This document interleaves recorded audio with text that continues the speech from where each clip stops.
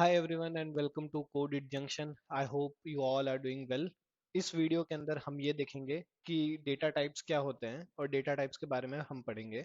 ये language fundamentals का part 2 video है। तो लेट्स स्टार्ट इट। तो सबसे पहले अगर देखा जाए कि डेटा टाइप्स, तो मैं अगर बोलूँ कि भाई अगर आपके पास कोई भी डेटा है तो कौन से टाइप का डेटा है आप बताओ मुझे। तो आप बोलोगे कि यार डेटा का कौन सा टाइप होता है, डेटा तो डेटा होता है। लेकिन कभी आपने ये सोचा है कि कुछ डेटा में नंबर्स होते हैं, कुछ डेटा में लेटर्स होते हैं, सेंटेंसेस होते हैं, कुछ डेटा के अंदर सिर्फ वैल्यूज होती है जैसे ट्रू या फॉल्स हो गया, कुछ डेटा के अंदर क्लासेस होती है, कुछ स्ट्रक्चरल फॉर्मेट डेटा होता है, वो स्ट्रक्चर क्या होता है।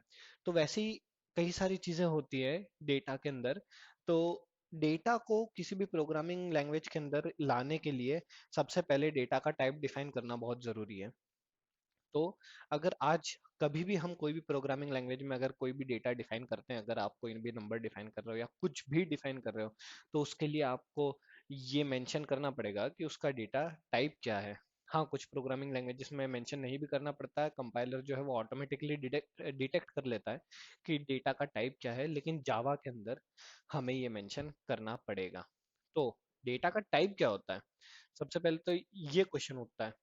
तो जो भी डेटा जिस भी अपने फॉर्म में आइडेंटिफाई होता है और वो कुछ उसी फॉर्म के ऑपरेशंस जो रहता है वो एसोसिएट करता है, वो होता है उस डेटा का टाइप। जैसे आज अगर मैं बोल दूं कि डेटा टाइप क्या है, डेटा का टाइप है इंटीजर। इंटीजर्स मतलब क्या होता है, आपने मैथ्स में पढ़ा होगा कि 0 1 2 3 4 -1 -2 -3, ये इंटीजर्स होते हैं जो होल नंबर्स होते हैं और नेगेटिव में भी होते हैं। उन्हें हम कहते हैं इंटीजर्स, इसमें पॉइंट वाली वैल्यूज नहीं आती है। तो इंटीजर्स पे कौन से ऑपरेशंस आप कर सकते हो, प्लस माइनस डिवाइड मल्टीप्लाई, ये कर सकते हो और बहुत सारे मैथमेटिकल ऑपरेशंस कर सकते हो। हाँ, तो वो इंटीजर को एसोसिएट करता है ऑपरेशंस कि हाँ हम ये ऑपरेशंस कर सकते हैं। लेकिन अगर मैं बोलूं कि आप दो सेंटेंस दिए आपको, इनके ऊपर क्या ऑपरेशंस कर सकते हो, तो क्या आप दो सेंटेंसेस को मल्टीप्लाई कर सकते हो, क्या आप दो सेंटेंसेस को डिवाइड कर सकते हो। तो वो ऑपरेशंस किसी भी इंग्लिश अल्फाबेट्स में या सेंटेंसेस में पॉसिबल नहीं है। सेंटेंसेस में क्या ऑपरेशंस किए जा सकते हैं कि दो सेंटेंसेस को मिला के एक बना दिया, या कई सारे सेंटेंसेस को मिला के एक पैराग्राफ बना दिया। तो वो स्ट्रिंग डेटा टाइप जो है उसको एसोसिएट करता है। तो डेटा टाइप जो होता है वो आप ये समझ लो, कोई भी डेटा जो है हमारे पास उसका जो टाइप है वो है डेटा टाइप। किसी भी डेटा का type is a data type. तो ऐसे बहुत सारे डेटा डेटा टाइप होते होंगे फिर जावा के अंदर, और बहुत सारी प्रोग्रामिंग लैंग्वेजेस के अंदर कई तरीके के डेटा टाइप होते होंगे, वो सब हम आगे देख रहे हैं। तो डेटा टाइप जो रहते हैं वो एक और इन्फॉर्मेशन देते हैं हमें। एक तो देते हैं साइज, कि क्या साइज है मेमोरी के अंदर उस डेटा टाइप की। तो अभी हम आगे देखेंगे कि साइज कैसे डिफाइंड होती है और मैक्सिमम और मिनिमम नंबर क्या स्टोर कर सकते हैं हम उसके अंदर। ऐसा थोड़ी कि आज अगर हम किसी भी प्रोग्रामिंग लैंग्वेज के अंदर बोलते हैं कि यार नंबर इंटीजर है, तो ऐसा थोड़ी इनफाइनाइट तक सारे नंबर्स हम स्टोर कर सकते हैं, नहीं कर सकते। क्योंकि मेमोरी की भी कुछ साइज होती है। हर प्रोग्रामिंग लैंग्वेज हर एक डेटा टाइप को एक मेमोरी एलोकेट करके रखती है। अगर ऐसा नहीं होता तो क्या मतलब आप इन्फिनिटी तक कुछ बना देते, या इन्फिनिटी तक हम कोई नंबर डिफाइन कर देते, इतना बड़ा नंबर रहता कि वो पूरा का पूरा रैम का पूरा मेमोरी स्टोर कर लेता। तो ये सारी प्रॉब्लम्स भी आ सकती थी, तो डेटा को लिमिट करना भी जरूरी था। और डिफरेंट टाइप ऑफ ऑपरेशंस जो उस डेटा टाइप के ऊपर किए जा सकते हैं वो भी एक तरीके से स्पेसिफाई करते हैं उस डेटा टाइप के बारे में। तो हम शुरुआत से बोलते हुए आ रहे हैं कि जावा एक ऑब्जेक्ट ओरिएंटेड प्रोग्रामिंग लैंग्वेज है। लेकिन जावा को कुछ लोग ये भी बोलते हैं कि pure object oriented programming language है, लेकिन ऐसा नहीं है। जावा काफी हद तक टच करती है प्योरिटी को, लेकिन पूरी प्योर है नहीं जावा ऑब्जेक्ट ओरिएंटेशन के मामले में। क्योंकि जावा के अंदर जो है वो ऑपरेटर ओवरलोडिंग का फीचर नहीं है, मल्टीपल इनहेरिटेंस वगैरह ये सब जावा के अंदर नहीं होता है। ये सब ये ये जो भी टॉपिक है ऑपरेटर ओवरलोडिंग और मल्टीपल इनहेरिटेंस, ये थ्योरी वाइज टॉपिक्स है। ये आप याद रख लीजिए as a definition, as a statement आप याद रख लीजिए कि क्यों क्यों नहीं है। लेकिन अगर मैं इन डेटा टाइप्स के बारे में बताऊं कि जावा प्योर ऑब्जेक्ट ओरिएंटेड क्यों नहीं है, तो हम जब भी प्रिमिटिव डेटा टाइप्स डिफाइन करते हैं जावा के अंदर, तब हमें उसके ऑब्जेक्ट बनाने की जरूरत नहीं पड़ती है। इसलिए जावा ऑब्जेक्ट ओरिएंटेड यहाँ पे नहीं हो पाती है। अब हम आगे देख लेते हैं प्रिमिटिव वगैरह। मैंने जो लास्ट स्टेटमेंट बोला, काफी कंफ्यूज हो गए होंगे आप, तो अब यहाँ पे सब क्लैरिटी बढ़ती जाएगी। तो प्रिमिटिव डेटा टाइप क्या होते हैं? जो डेटा टाइप जावा के अंदर पहले से डिफाइंड है उन्हें प्रिमिटिव डेटा टाइप कहते हैं। तो 8 टाइप के प्रिमिटिव डेटा टाइप होते हैं अपने पास जावा के अंदर। और जो साइज होती है इन प्रिमिटिव डेटा टाइप की, वो ऑपरेटिंग सिस्टम्स के अकॉर्डिंग चेंज नहीं होती है। Operating systems in the sense, कई सारे सिस्टम्स जो होते हैं वो 32 बिट पे ऑपरेट कर रहे होते हैं, कई सारे सिस्टम्स जो होते हैं वो 64 बिट पे ऑपरेट कर रहे होते हैं। तो प्रिमिटिव डेटा टाइप्स जो होते हैं उनकी मेमोरी कोई भी ऑपरेटिंग सिस्टम में आप डाल लो, नहीं चेंज होगी। जो मेमोरी उन डेटा टाइप्स को असाइंड है थ्रू जावा, उतनी ही मेमोरी रहती है। तो कुछ एग्जांपल्स ले लेते हैं हम प्रिमिटिव डेटा टाइप के बारे में। कौन कौन से होते हैं? एक बाइट होता है, short, int, long, double, float, Boolean और कैर। ये सारे होते हैं प्रिमिटिव। अब नॉन प्रिमिटिव क्या होते हैं? नॉन प्रिमिटिव जो डेटा टाइप्स है वो प्री डिफाइंड नहीं होते हैं, ये हमें डिफाइन करने होते हैं कोई भी एक पर्टिकुलर टास्क परफॉर्म करने के लिए। जैसे स्ट्रिंग हो गया, अरे हो गया, क्लास हो गया, ये सारे नॉन प्रिमिटिव डेटा टाइप है। तो इन्हें ऐसा बोल सकते हैं हम, user defined data type. Non primitive data types are user defined data types. हम डिफाइन करते हैं किसी भी डेटा के कि किस तरीके का डेटा होगा वो। तो हमें डिफाइन करने की जरूरत क्यों पड़ी? क्या जावा ये फुलफिल नहीं कर पा रहा, सारे डेटा टाइप्स फुलफिल नहीं कर पा रहा था? क्या जावा के पास में इतने प्रिमिटिव डेटा टाइप्स नहीं है कि वो हर तरीके का डेटा इसके अंदर स्टोर करा सके? तो मैं बोल रहा हूँ कि इतने नहीं है, क्योंकि डेटा जो होता है, कुछ तो होता है रॉ डेटा जो प्रिमिटिव डेटा टाइप्स उसके अंदर काफी हद तक हमें हेल्प कर देते हैं, और कुछ होता है स्ट्रक्चर्ड डेटा। उसके अंदर प्रिमिटिव डेटा टाइप्स हमें हेल्प नहीं कर सकते हैं।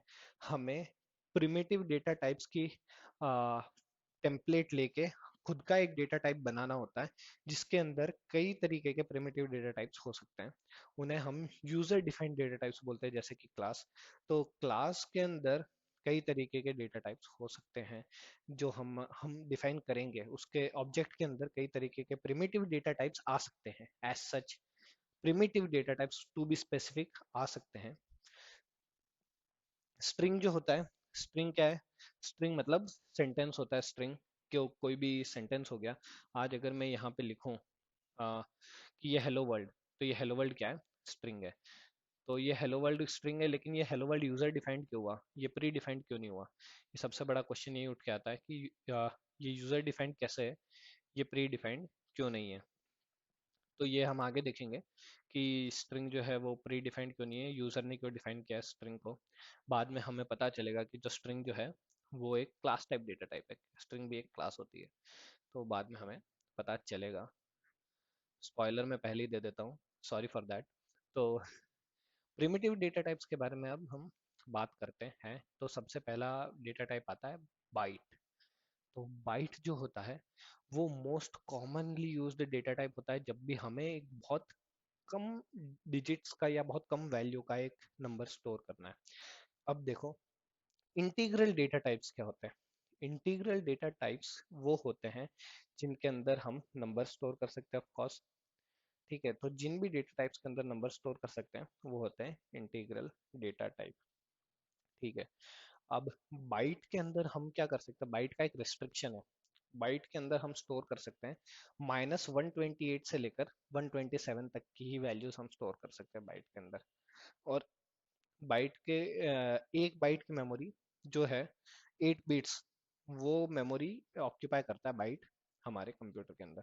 तो अगर हम ऐसे देखें कि 8 बिट्स के हिसाब से हम जाए, अगर किसी ने डिजिटल इलेक्ट्रॉनिक्स पढ़ा हो यहाँ पे, तो वो ये पता कर सकता है कि 127 से -128 तक के नंबर्स निकल के आएंगे, क्योंकि जो पहला जो नंबर रहेगा वो एक साइंड साइन के लिए यूज किया जाता है यहाँ पे जैसे लिखा 0 तो पॉजिटिव, 1 तो नेगेटिव, और बाकी जितने भी रिमेनिंग बिट्स होते हैं वो सारे बिट्स जो होते हैं वो डेटा के लिए यूज होते हैं।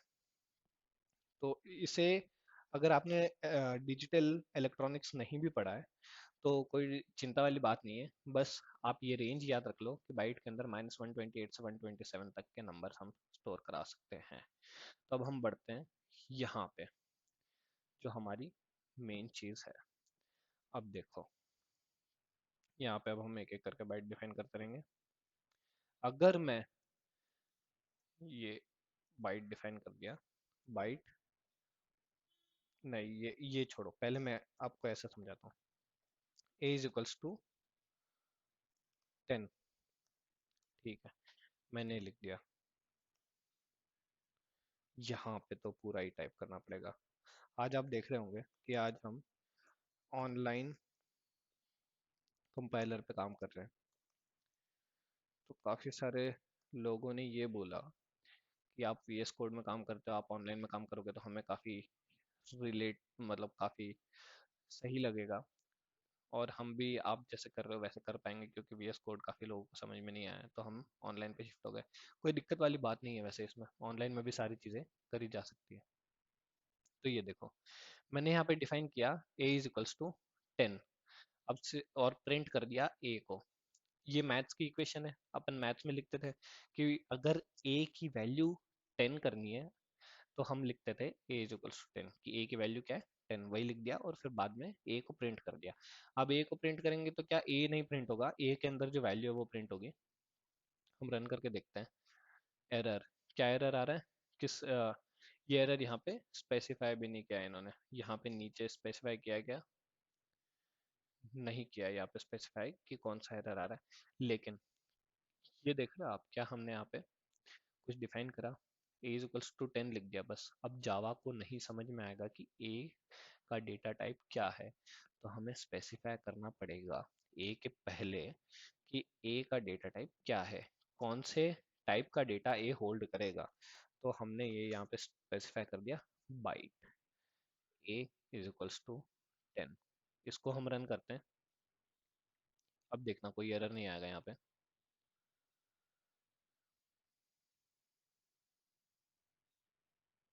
आ गई वैल्यू 10, ऐसी कैसे इसने प्रिंट कर दी यहाँ पे। तो वही बात है कि यहाँ पे हमें पहले स्पेसिफाई करना पड़ता है कोई भी वेरिएबल के पहले कि ये वेरिएबल जो है वो किस तरीके का डेटा टाइप होल्ड करेगा। अब मैं ये बोलता हूँ कि 10 ठीक है, अब हमने क्या पढ़ा था, 127 से ज़्यादा कोई भी वैल्यू नहीं होल्ड कर सकता। मैं यहाँ पे 128 लिख देता हूँ और अब इसको रन करता हूँ। एरर आ गया, बिल्कुल a इज इक्वल टू 128, ये हो ही नहीं सकता बाइट। तो वही वाली बात है, और माइनस के अंदर कितना 127 होल्ड करता था, नहीं -128 तक होल्ड करता था। तो मैं इसको -129 करके चलाता हूँ, फिर से एरर आ गया, कह रहा है -129 वैल्यू हो ही नहीं सकती। तो ये आप अगर कोई भी वेरिएबल के अंदर अगर उस डेटा टाइप की लिमिट से बड़ा नंबर स्टोर कराओगे तो वह एरर दे देगा। ये किस पे वैलिड है, इंटीग्रल डेटा टाइप्स पे, ठीक है। ठीक है, फिर हम बढ़ते हैं। हाँ, तो अब हम यहाँ पे कहाँ पे आ गए, अब मैं आपको ये समझाता हूँ कि ये कैलकुलेशन क्या चीज़ है। ये दिखने में तो काफ़ी खतरनाक लग रहा है, लेकिन ये है कुछ भी नहीं, एकदम लप्पू सा कैलकुलेशन है। तो ये हम देखते हैं। चलो, आपको एक सिचुएशन दी, ठीक है। अगर आपको मैथ्स आता है तो मैं ये आपको चीज़ बताता हूँ कि आपके पास 1 2 3 4 5 6 7 8 8 जो है 8 बिट्स। अभी हमने क्या पढ़ा था कि बाइट जो होता है, बाइट की साइज कितनी होती है, 8 बिट्स। ये नॉर्मल सी चीज़ है, कोई भी बाइट जो होता है, मेमोरी यूनिट होता है बाइट, उसकी साइज क्या होती है 8 बिट्स, ठीक है। ये कंप्यूटर का बेसिक सा लॉजिक है। अब एक बिट के अंदर 1 बिट के अंदर हम क्या स्टोर करा सकते हैं, वन बिट के अंदर या तो फिर वन स्टोर होगा या जीरो स्टोर होगा। ठीक है, ये भी चीज़ है। ये चीज़ हमने पढ़ी थी सिक्स्थ सेवन्थ क्लास के कंप्यूटर में, जब हमने स्टार्टिंग में चालू किया था कंप्यूटर साइंस स्कूल के अंदर, तब हमने पढ़ा था कि एक बीट के अंदर या तो फिर वन स्टोर होता है या जीरो स्टोर होता है, दो ही वैल्यू स्टोर होती है। तो हम ऐसा कहते हैं ना कि कंप्यूटर हमेशा दो ही डिजिट समझता है, वन और जीरो। तो उतने बेसिक में मैं जा रहा हूँ कि ये डेटा कैसे हो बनाएगा। ठीक है, तो एक बिट के अंदर या वन रहेगा या जीरो रहेगा। ठीक है, अब आपको मैं बोलूं कि आपको एक सेवन डिजिट नंबर बनाना है, सेवन डिजिट नंबर बनाना है जिसके अंदर सिर्फ दो ही वैल्यू हो सकती है। कौन सी? वन या जीरो। इसके अंदर दो ही वैल्यू हो सकती है, कौन सी? वन या जीरो।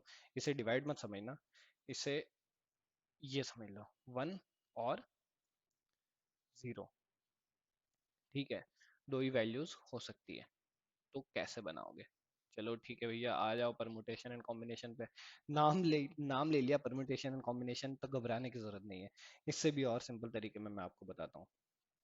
ठीक है, आप जो है वो 60 डिजिट है, समझ लो 60 डिजिट में मान रहे तो 1 2 3 4 5 6 7, ये 60 डिजिट का नंबर हो गया। अब देखो, पहले वाले डिजिट के अंदर आप कितनी वैल्यू स्टोर करा सकते हो? टू। दूसरे में कितनी? टू। तीसरे में कितनी? टू। चौथे में कितनी? टू। पांचवे में कितनी? टू। छठे में कितनी? टू। सातवें में कितनी? टू। तो आप एक डिजिट के अंदर दो वैल्यू स्टोर करा सकते हो, और वो दो दो दो वैल्यू क्या है? वो दो वैल्यू या तो फिर वन है या तो फिर क्या है? जीरो है। ठीक है, तो आप एक काम करो, जब आप ये दो ही वैल्यूज इसके अंदर स्टोर करा सकते हो एक डिजिट के अंदर, तो कितने नंबर्स बना सकते हो? कितने नंबर बनाओगे? अगर मैं बोलूं कि ये सारे नंबर्स लिखो, तो आप क्या बोलोगे? 1 2 3 4 5 6 7, ये हो गया पहला नंबर जिसको जीरो डिफाइन कर दिया। 1 2 3 4 5 6, ये दूसरा नंबर। 1 2 3 4 5, ये हो गया अपना तीसरा नंबर। फिर 1 2 3 4 5, और ये हो गया अपना चौथा नंबर। ऐसे बनाते रहो नंबर कि कितने नंबर्स बन सकते हैं जीरो और वन के बीच में। तो टोटल नंबर ऑफ नंबर्स आएंगे 127। समझे? अब आप बोलोगे कि यार ये आपने तो सेवन डिजिट का नंबर बोला, कि यार सेवन डिजिट का ही क्यों बनाया? आप एट डिजिट का बोलो, क्योंकि इसकी साइज तो एट डिजिट है। अब देखो, ये जो पहली बिट होती है वो होती है साइन की बिट। अब पहली जो बिट होती है वो साइन की बिट इसलिए होती है क्योंकि आप साइन को कैसे रिप्रेजेंट करोगे? साइन तो हम रिप्रेजेंट ही नहीं कर सकते ना। तो साइन को भी ऐसे रिप्रेजेंट किया जाता है कि साइन, अगर जीरो, अगर यहाँ पे अगर जीरो लिखा है तो वो पॉजिटिव होगा, अगर यहाँ पे जो आ, वन मतलब वन लिखा है तो वो होगा नेगेटिव। अगर मैं ये बोल दूं इसके आगे एक और जीरो लगा देते, अब ये एट डिजिट हो गया, तो इसकी वैल्यू क्या हुई? जीरो। ठीक है, इसकी वैल्यू क्या हुई? इसके नीचे वाले नंबर की, अगर मैं इसके सामने एक और जीरो लगा दूं तो, अब देखो, ये वाला जो जीरो है, इसके आगे पॉइंट क्यों लगा? पॉइंट नहीं लगाना है हमें भैया। हाँ, इसके आगे जीरो लगाया, इसके आगे मैं वन लगाता हूँ, इधर भी हमें पॉइंट नहीं चाहिए। हाँ, तो यहाँ पे जीरो लिखा है, तो अब बताओ क्या वैल्यू होगी? ये वन होता है, ये मैं बता देता हूँ, ये नंबर वन होता है। ठीक है, ये नंबर जो होता है वो टू होता है। अब बताओ, यहाँ पे आगे जीरो लगाया तो इसकी वैल्यू क्या होगी? Plus one. यहाँ पे आगे वन लगाया तो इसकी वैल्यू क्या होगी? -2। तो हमेशा बाइट के अंदर या कोई भी इंटीग्रल डेटा टाइप के अंदर जो मोस्ट सिग्निफिकेंट बिट होती है, जो पहली वाली बिट होती है, वो साइन इंडिकेट करती है, क्योंकि हमारे पास साइन का भी तो कोई इंडिकेशन नहीं कि पॉजिटिव है कि नेगेटिव है, तो वो भी हम जीरो और वन से इंडिकेट करते हैं। जीरो मतलब पॉजिटिव, वन मतलब नेगेटिव। ये गणित तो आपको समझ में आ ही गया होगा। नहीं भी समझ में आया तो कोई दिक्कत वाली बात नहीं है, ये सिर्फ एक थ्योरी पार्ट है। मैंने आपको समझा दिया, प्रोग्रामिंग के अंदर आप हमें इतनी माथापच्ची करने की जरूरत भी नहीं है। ठीक है,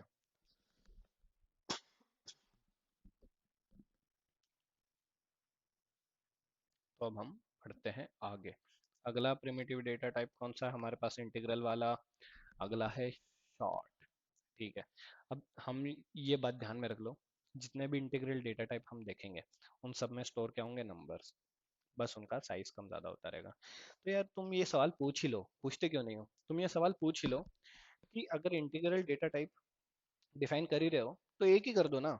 एक इंटीग्रल डेटा टाइप डिफाइन कर दो जिसकी साइज एकदम बड़ी रख दो।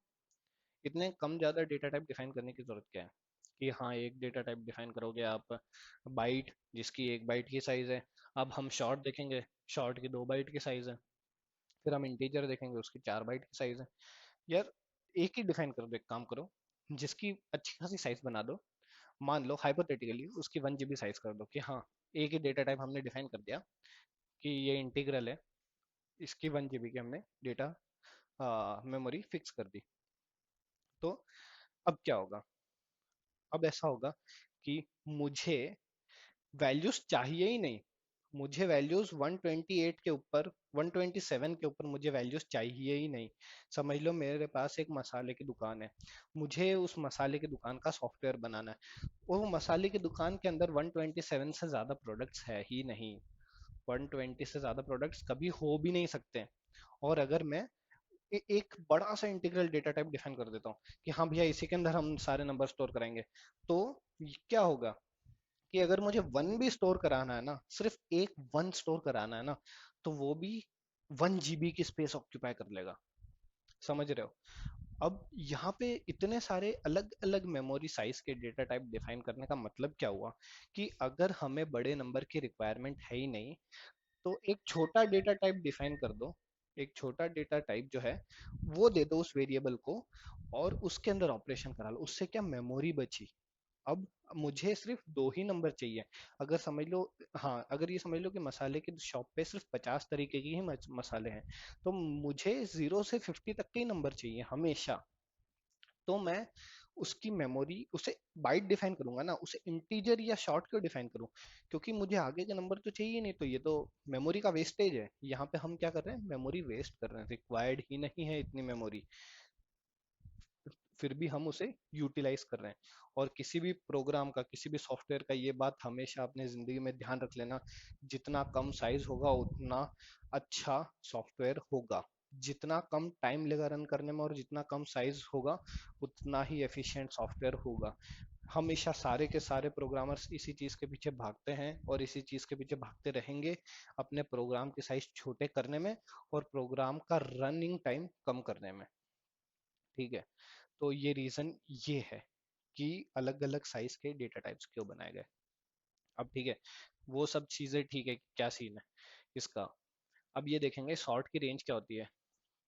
शॉर्ट की रेंज होती है -32,768 से लेकर 32,767 तक। अब यहाँ पे भी सेम बाइट वाले रूल अप्लाई होते हैं। इनसे बड़े अगर नंबर में डिफाइन कर दूंगा शॉर्ट में, तो वो एरर दे देंगे। अगर मैं यहाँ पे बाइट एक ही जगह में लिख दूं SHORT, short A is equals to, ये नंबर लिख दूं, रन करूंगा, एरर आ जाएगा। एरर क्या आएगा, इतना बड़ा डिफाइन हम शॉर्ट में डिफाइन ही नहीं कर सकते, इतना बड़ा नंबर। ठीक है।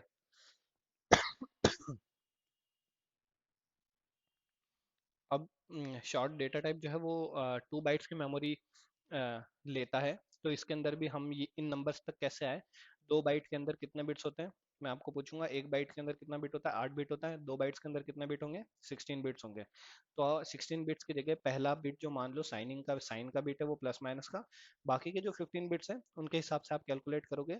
ये नंबर ऑफ वैल्यूज जो आएगी आपको वो इतनी आएगी कि -32,768 प्लस 32,767 कर लो, उतने ही नंबर्स, वही वैल्यू आएगी आपके पास में। अब डिफॉल्ट वैल्यू जो है वो है 0। अब हमने यहाँ पे बाइट की ये चीज़ हमने मिस कर दी थी, बाइट की डिफॉल्ट वैल्यू होती है 0। इसका मतलब क्या है 0 का, इसका मतलब ये है डिफॉल्ट वैल्यू। हाँ तो ये इसका मतलब क्या होता है, इसका मतलब पहले तो हम ये कमेंट कर देते हैं। शॉर्ट पे हमने कमेंट कर दिया। ठीक है। अब मैं यहाँ पे एक वेरिएबल डिफाइन कर देता हूँ, स्टैटिक बाइट ए, क्यों ये हमने पहले यूज़ कर रखा है बी। ठीक है, यहाँ पे प्रिंट कर लेंगे बी। अब देखो, अब आप बोलोगे कि भैया ये आपने इस मेथड के बाहर क्यों वेरिएबल डिफाइन किया।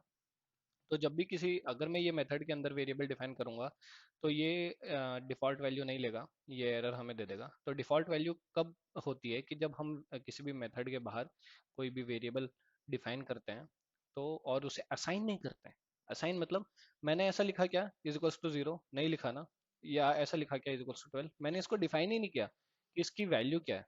मैंने बोला ही नहीं कि बी की वैल्यू क्या है, और अगर मैं इसे रन करता हूँ तो मेरा आउटपुट आएगा जीरो। मतलब जावा ने मान लिया है, बिना डिफाइन करे इसने मान लिया है कि बी की वैल्यू क्या है, जीरो। ये होती है डिफॉल्ट वैल्यू। ये चीज मेथड के अंदर काम नहीं करेगी। क्यों काम नहीं करेगी ये आगे हमें पता चलेगा। काफी सारी चीजें हमें आगे पता चलेगी, धीरे धीरे सारी चीजें क्लियर होती जाएगी, अपने आप आता जाएगा। वैसे ही शॉर्ट की भी वही डिफॉल्ट वैल्यू होती है 12, मतलब 12 क्या, सॉरी, जीरो, वही डिफॉल्ट वैल्यू है। बार बार मैं आपको करके ये चीज़ नहीं बताना चाहता हूँ। हाँ, अगर ये एग्जांपल देखो यहाँ पे आपने, short S is to range के अंदर नंबर लिखा है, वैलिड है। Short S is to range के बाहर नंबर लिखा है, इनवैलिड। कंपाइल टाइम एरर आएगा, possible loss of precision found int required short. ठीक है, बड़ा नंबर है, इंटीजर होना चाहिए था, लेकिन है क्या, शॉर्ट में डिफाइंड है। Short S is equal to 25.2, compile time error आएगा, इनवैलिड है। Possible loss of precision found double required short. ठीक है, डबल फाउंड हुआ, रिक्वायर्ड तो था यहाँ पे नंबर, वो शॉर्ट था। ये जो पॉसिबल लॉस ऑफ प्रिसीजन है, काफी इंटरेस्टिंग सा एरर है। आगे हम इसके बारे में पढ़ेंगे भी सही, काफी डिटेल में जाएंगे। पॉसिबल लॉस ऑफ प्रिसिशन कब आता है, जब हम ऑपरेटर्स वगैरह समझ रहे होंगे, या हम जब ऑपरेशन समझ रहे होंगे किसी भी डेटा के ऊपर, तब हमें पता चलेगा कि पॉसिबल लॉस ऑफ प्रिसिशन क्या एरर होता है। अगला डेटा टाइप पे आ जाते हैं इंट। सबसे कॉमन, सबसे हीरो डेटा टाइप है, काफी बड़ा हीरो है प्रिमिटिव डेटा टाइप में। इंटीग्रल डेटा टाइप में कोई भी नंबर डिफाइन करना हो हमेशा इंट यूज कर लेते लोग। तो इंटीजर, ठीक है, इसकी वैल्यू क्या होती है, इसकी वैल्यू होती है इतनी बड़ी कि मैं भी नहीं पढ़ पा रहा हूँ। तो ये जो वैल्यू है, ये यहाँ से लेकर, ये जो वैल्यू है ये यहाँ तक, इसकी वैल्यू होती है यहाँ से यहाँ तक। वैल्यू इसकी रेंज के अंदर ही हमें लिखना पड़ेगा। 4 बाइट्स इसकी मेमोरी होती है, और डिफ़ॉल्ट वैल्यू इसकी भी ज़ीरो होती है। अब आप ये देखोगे यहाँ पे भी एग्जांपल के अंदर मेंशन किया हुआ है, रेंज के अंदर नंबर है, वैलिड है। रेंज के बाहर जैसे ही नंबर हुआ, इनवैलिड हुआ, integer number too large error आ गया कि भैया इंटीजर नंबर जो इतना बड़ा नहीं हो सकता, ये तो बहुत बड़ा नंबर है, आपके आपने दे दिया इंटीजर के हिसाब से। अब ये देखो, यहाँ पे I N T x two, यहाँ पे एल लिख दिया मैंने बाद में। तो ये क्या बोल रहा है, हम ये क्या बोल रहे हैं कि ये लॉन्ग टाइप वैल्यू है, इसलिए एल लिख दिया पीछे, लेकिन ये इनवैलिड है। हमने यहाँ पे डिफाइन कर दिया कि ये लॉन्ग है। ठीक है, यहाँ पे डिफाइन नहीं किया, हमने यहाँ पे डिफाइन कर दिया कि ये लॉन्ग वैल्यू है। तो यहाँ पे क्या दिया, compile time error, possible loss of precision found long required int. Errors भी हमें पता होना चाहिए, एरर्स हमें पता होना चाहिए कि कौन सा एरर कब आएगा। अगर ये एरर्स पता होते तो आप बेस्ट प्रोग्रामर बन जाओगे। ठीक है, अब I N T x equals to true, यहाँ पे तो हमने अलग ही डेटा टाइप दे दिया। ट्रू फॉल्स ये हमारे बुलियन तरीके, बुलियन डेटा टाइप आगे हम देखेंगे। तो यहाँ पे भी ये भी इनवैलिड है, कंपाइल टाइम एरर आ जाएगा। इनकम्पैटिबल टाइप्स, इनकम्पैटिबल टाइप्स एक अलग एरर होता है, मतलब ये टाइप कंपैटिबल ही नहीं है। अब देखो, पॉसिबल लॉस ऑफ प्रिसीजन जो है, उसने क्या बोला कि आपका प्रिसीजन में कोई दिक्कत है, आपकी जो रेंज है उसमें कुछ दिक्कत है। लेकिन यहाँ पे मैंने इंटीजर में अगर मैं ट्रू स्टोर कर रहा हूँ, जो कि एक नॉन इंटीग्रल डेटा टाइप है, तो इसने क्या एरर दिया, इनकम्पेटिबल टाइप्स की, ये तो इस टाइप का ही नहीं है, ये इंटीग्रल टाइप ही नहीं है, ये कोई दूसरा ही टाइप है। आपने जो ये चीज डिफाइन कर दी है वो इस टाइप की है ही नहीं। ठीक है, अब वैसे ही जैसे हम शॉर्ट डिफाइन करते थे, सब दूसरी चीजें डिफाइन करते थे, वैसे ही हम इंट भी डिफाइन कर देते हैं। यहाँ पे इंट इंट डिफाइन ऐसे किया जाता है। ठीक है, ये भी प्रिंट करेंगे, वैल्यू वापस से आनी तो जीरो ही है, कोई दूसरी बात ही नहीं है। Int i is equals to 100 हमने डिफाइन कर दिया, और फिर हम वापस से ये यहाँ पे सिस्टम, यार ये काफ़ी टायरिंग सी प्रोसेस है system dot out dot print लिखने की। Out dot P R I N T L N, हाँ। और फिर वापस हम इसको आई को प्रिंट करा देंगे। यहाँ पे दो वैल्यूज आएगी, पहली 0 और दूसरी 100, और ये दोनों आ गई है हमारी साथ साथ। ठीक है, इसने प्रिंट एल एन का एल एन रीड नहीं किया, क्या क्या हो गया भाई, एल एन रीड नहीं कर रहा। चलो कोई बात नहीं, आपको ये समझ में तो आ ही गया होगा जो मैं समझाना चाह रहा हूँ। इंट के बाद आता है लॉन्ग। लॉन्ग मतलब बहुत बड़ा डेटा टाइप। ठीक है, लॉन्ग समझ में ही आ रहा है। रेंज देखो इसकी, ये तो मैं पढ़ भी नहीं सकता हूँ यहाँ से लेकर यहाँ तक की इसकी रेंज है। डिफ़ॉल्ट वैल्यू इसकी भी 0 है। ये 8 बाइट्स की मेमोरी होल्ड करता है किसी भी सीपीयू के अंदर, रैम के अंदर। ठीक है, अब byte, short, int and long, ये इंटीग्रल वैल्यूज रिप्रेजेंट करते हैं। अगर हम फ्लोटिंग पॉइंट वैल्यूज का मतलब होता है डेसिमल वैल्यूज। अगर हम डेसिमल वैल्यूज डिफाइन करना चाहते हैं हमारे डेटा के अंदर, तो हमें कोई दूसरा तरीके का डेटा डिफाइन करना पड़ेगा, जिसको हम कहते हैं फ्लोट और डबल। ये इतनी बड़ी टेबल हमने खास आपके लिए बनाई है कि फ्लोट और डबल के बीच के अंदर डिफरेंस बताने के लिए। तो ठीक है, फ्लोट और डबल कुछ भी नहीं है। अब हमने क्या बोला, जैसे फ्लोट का जो साइज है और जो डबल का साइज है उनमें डिफरेंस होता है, सेम डिफरेंस, वैसे ही वो हमेशा वो वाला डिफरेंस, फ्लोट छोटा है, डबल जो है ज़्यादा वैल्यूज होल्ड करेगा, फोर्स फ्लोट जो है वो कम वैल्यूज होल्ड करेगा। 4 बाइट का फ्लोट है इंटीजर जैसे, और 8 बाइट का डबल है लॉन्ग जैसे। ठीक है, अब यहाँ पे हम ये अगर पूरा का पूरा देखें डिफरेंस, तो मेन डिफरेंस मैं आपको बताता हूँ। फ्लोट डेटा टाइप जो है वो 6 से लेकर 7 डेसिमल डिजिट्स तक होल्ड कर सकता है। डेसिमल के बाद 6 से 7 डिजिट होल्ड कर सकता है, लेकिन जो डबल है वो डेसिमल के बाद 15 से 16 डिजिट होल्ड कर सकता है। अगर आप रेंज देखना चाहो तो ये रेंज यहाँ पे आपको लिखी गई है। इस रेंज के बीच में आप कोई भी नंबर डिफाइन करो डेसिमल के अंदर, तो वो क्या है, फ्लोट डेटा टाइप है, और डबल डेटा टाइप है। रिप्रेजेंट कैसे करते हैं, हम ऐसे रिप्रेजेंट नहीं कर सकते इसको, हम ऐसे नहीं लिख सकते यहाँ पे, इसको ऐसे नहीं लिख सकते कि FLOAT float B is equals to 10.01। आप हमेशा ये देखोगे मैं 10 नंबर ही चूज करता हूँ, पता नहीं क्यों हमेशा 10 ही निकलता है नंबर। ठीक है, इसे हम ऐसे नहीं डिफाइन कर सकते, इसे हम रन करेंगे तो यहाँ पे आएगा एरर। इसे हम ऐसे नहीं डिफाइन कर सकते, हमें इसको डिफाइन करने के लिए यहाँ पे जैसे बाद में छोटा एफ या बड़ा एफ लिखा हुआ है, हमें वो लिखना पड़ेगा इस नंबर के बाद में। जो भी नंबर हमने यहाँ पे मेंशन किया उसके बाद में हमने एफ लिखा और फिर रन किया। एरर तो कुछ आएगा नहीं, लेकिन आउटपुट भी कुछ नहीं आएगा क्योंकि हमने यहाँ पे प्रिंट भी कुछ नहीं किया है। तो हमने यहाँ पे बी प्रिंट कर लेते हैं, इसको रन करेंगे। ये error semi colon, yes semi colon is always required. 10.01 आ गई। अगर मैं यहाँ का एफ हटा दूँ आ जाएगा एरर। वैसे ही अगर मैं यहाँ पे कैपिटल एफ लेता हूँ इट्स वैलिड। वैसे ही फ्लोट की जगह अगर मैं यहाँ पे बोलूँ डबल, तो और चलो यहाँ पे फिर एरर आएगा वैसे।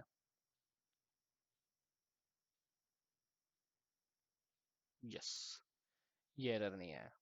अब ये देखो, मैंने ये जानबूझ के बोला एरर आएगा कि आपको भी लगा होगा एरर आएगा, लेकिन यहाँ पे इसने पीछे भी कुछ वैल्यूज दी है। तो ये हमारा क्या हो गया, ये हमने इसको टाइप कास्ट कर दिया, जो कि नहीं करना चाहिए था। Possible loss of precision guys, ये हम बाद में पढ़ेंगे, काफ़ी इंटरेस्टिंग सी चीज़ है। यहाँ पे हमने प्रिसीजन लूज कर दिया। यस, 10.01। ठीक है, बराबर समझ में आ गया क्या डिफरेंस है इनके अंदर।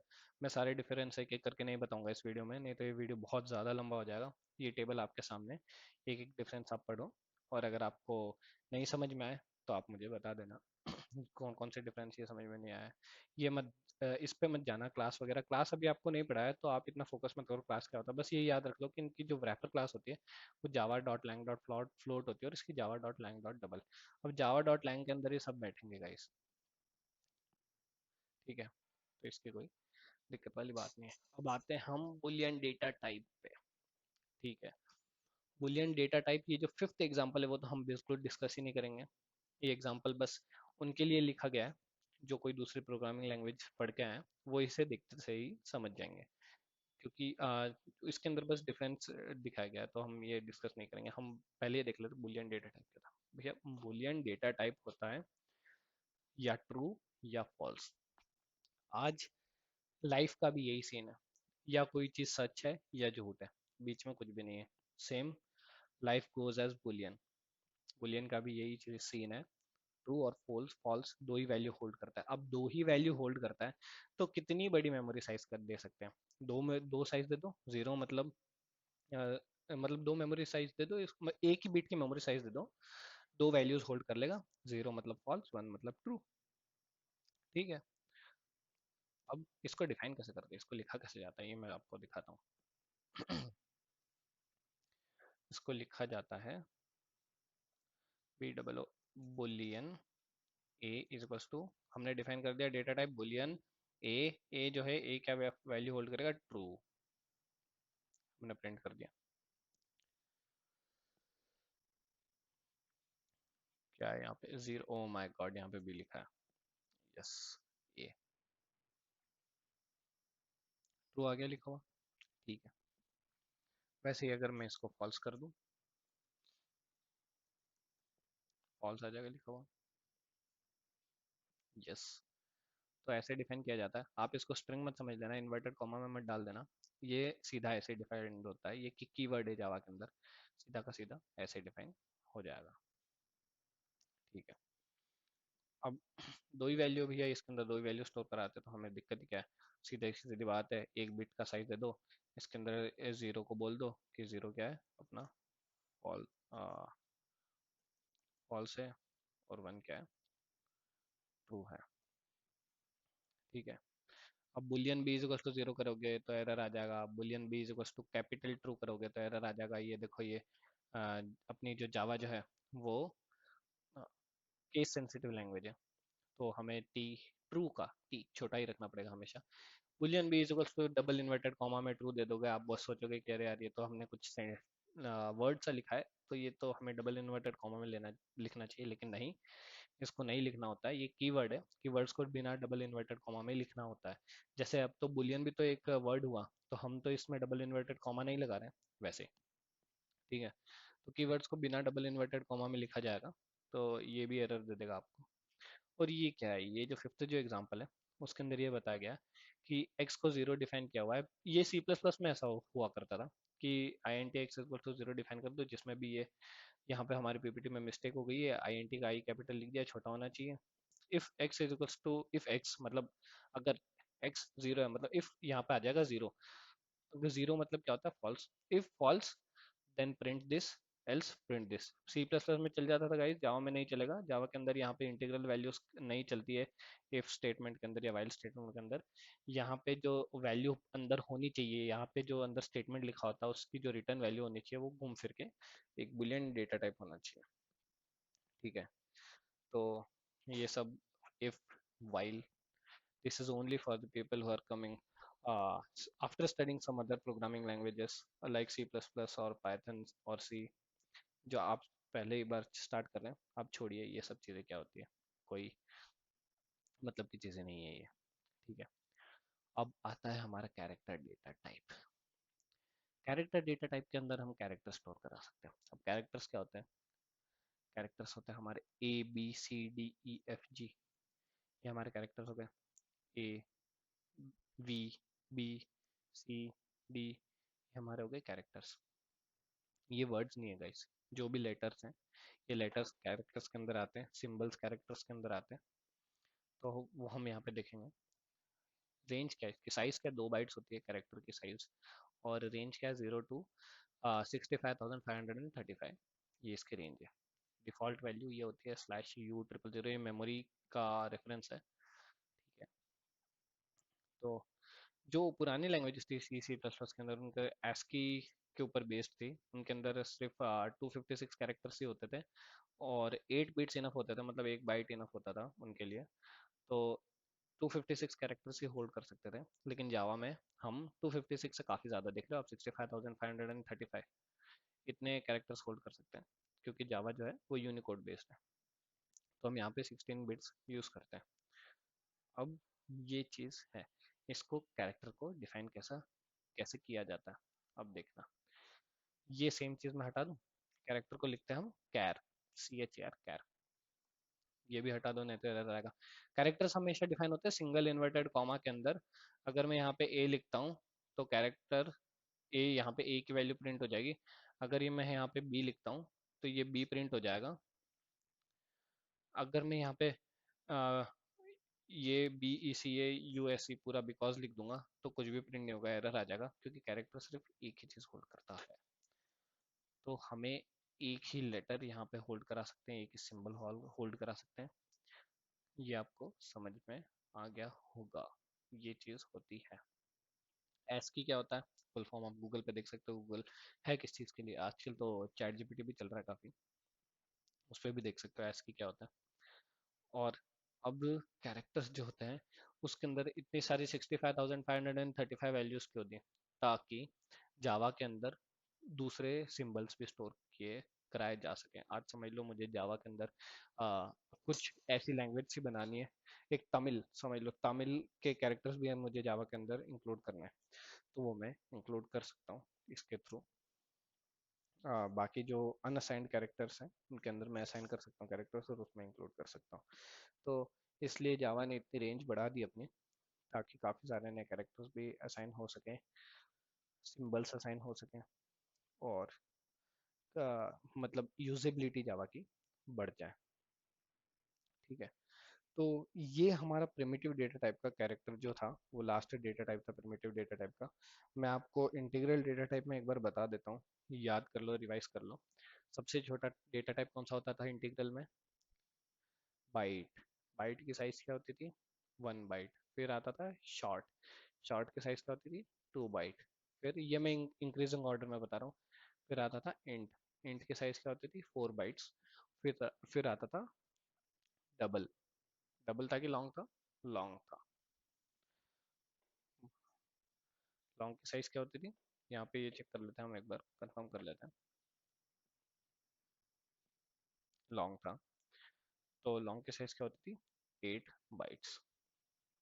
ठीक है, वैसे ही जो डेसिमल वाले डेटा टाइप्स हैं उनमें डेसिमल जो ये फ्लोट होता है उसकी साइज क्या होती थी, 4 बाइट्स।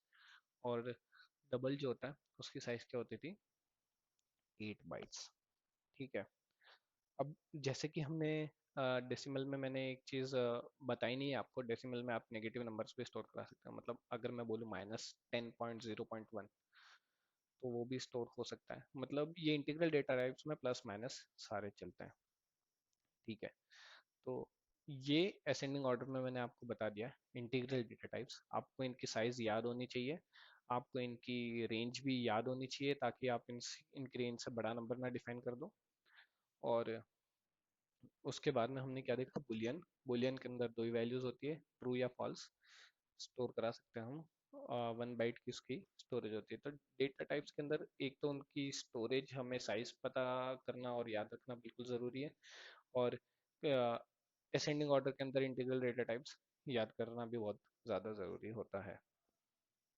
ठीक है, अब हम यहाँ पे ये देखेंगे कि कैरेक्टर डेटा टाइप जो था उसके अंदर एस की वैल्यूज जो है वो क्या होती थी, वो क्या है, वो सब चीज़ें हमें ये सब ध्यान देने की ज़रूरत नहीं है।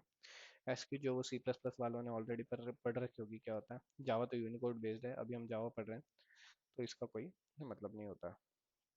ठीक है, अब ये नीचे जो नोट वगैरह लिखा हुआ वो आपका एक मतलब ऐसा एक पॉइंटर है, आप इसे पढ़ सकते हो।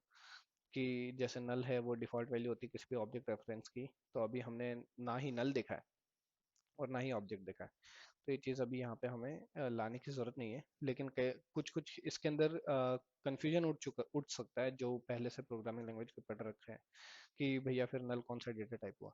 तो वो यहाँ पे हमने नोट में लिख रखा है। ठीक है, नल मतलब क्या होता है वो हमने यहाँ पे लिख रखा है। तो ये ऐसी जो था, हमने डेटा टाइप्स जो है प्रिमिटिव डेटा टाइप्स कंप्लीट कर लिया है। और अगले वीडियो में हम सेकेंडरी डेटा टाइप्स कंप्लीट करेंगे, फिर उसके बाद में हमारा डेटा टाइप वाला वीडियो खत्म हो जाएगा। होप सो आपको ये समझ में आया हो। कोई भी डाउट हो तो आप कमेंट सेक्शन में लिखिए, और अगर वीडियो अच्छा लगा हो तो लाइक शेयर और सब्सक्राइब करें। तो that's it for today guys, have a nice day and keep enjoying, keep coding, code happy with Codeit junction. Bye bye.